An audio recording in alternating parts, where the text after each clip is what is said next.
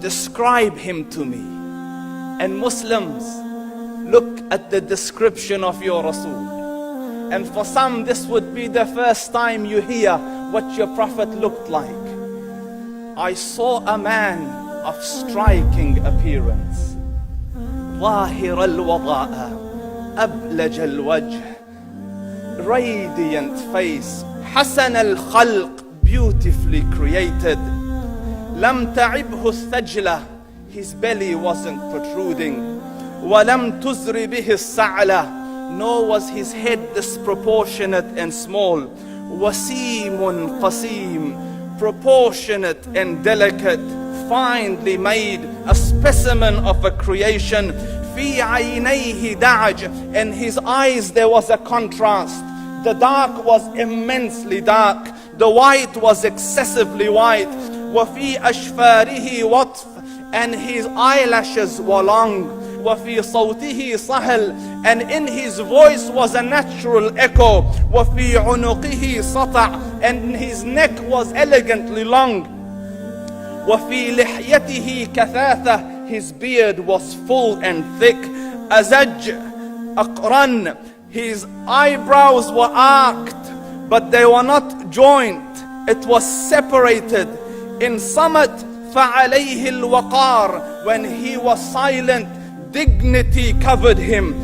وإن تكلم سماه وعلاه البهاء, and when he spoke it was audible and clear, almost commanding and overtaking.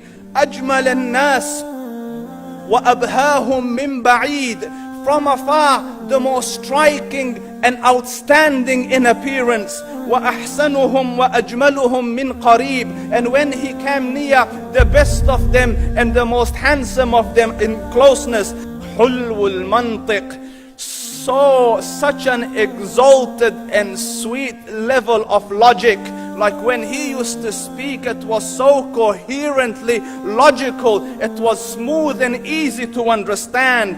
فصل لا نزر ولا هذر, he was to the point, not excessive nor too short.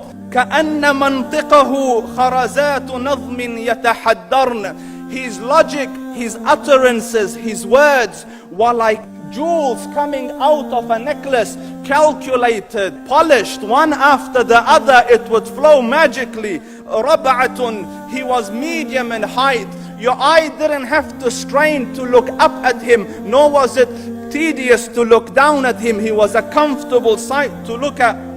له رفقاء يحفون به, he had friends, the people that were with him, they were working around him to try to serve and protect him.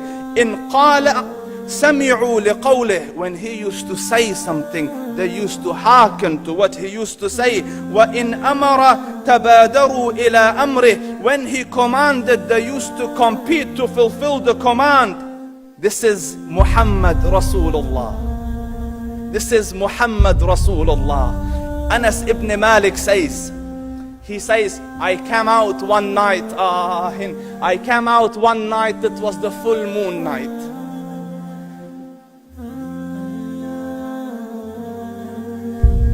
And I looked at the moon, and in the desert, understand, the moon is an awesome sight. It is smooth, it is radiant, it is clear, it is gentle compared to the scorching sun at which they are used to. So the moon was the epitome of beauty. So he says, I came out at a full moon night and I looked at the moon and I saw it beautiful, handsome. So I said, let me go see if the moon is more handsome or my Prophet is more handsome. Let me see if that is more beautiful or the Prophet is more beautiful. So I went and I saw him standing afar.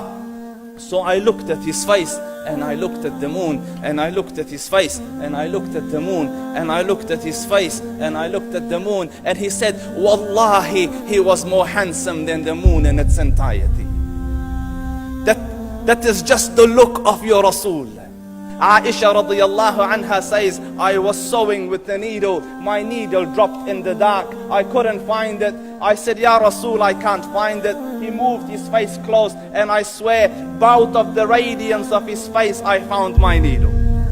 And the Prophet sallallahu alaihi wasallam was mind-bogglingly handsome, but his handsomeness was covered with waqar and jalal and hayba. The Sahaba say, when we used to sit at his feet, two feelings conflicting would come on the heart.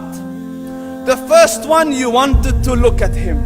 You wanted to behold the majesty of his face. And when you wanted to look up, shyness used to overtake you, so you used to look down. Amr ibn al-As says, I sat with him many times, but if you ask me to describe his face, I can't describe it. I wouldn't be able to look up to him ijlalan wa ta'zeeman. I couldn't look up at him. And that is why he didn't have the problems that Yusuf alayhi salam had. Because it was difficult to penetrate the awe and the splendor of the Rasul.